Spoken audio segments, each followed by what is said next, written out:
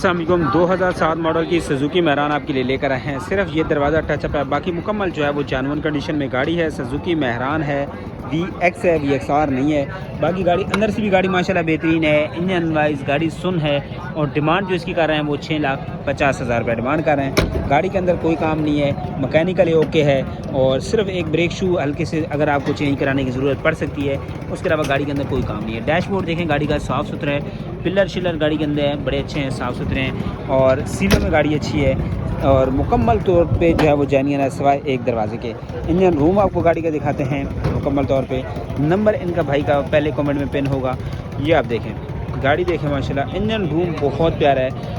Front पट्टी की बात करें, रेडिएटर हो, ड्राई बैटरी इंस्टॉल्ड है। अगर मैं बोनट की सीलों की बात करूं तो ये आपके सामने है। 6,50,000 7 का मॉडल है। ये देखें जी, गाड़ी का फ्रंट लुक भी देख लें और लेना चाहते हैं नंबर पहले कमेंट में पिन है इनका। टायरों में गाड़ी अच्छी है, बात रहेगी टायरों वाली तो ये देखें टायर भी अच्छी कंडीशन में है गाड़ी की।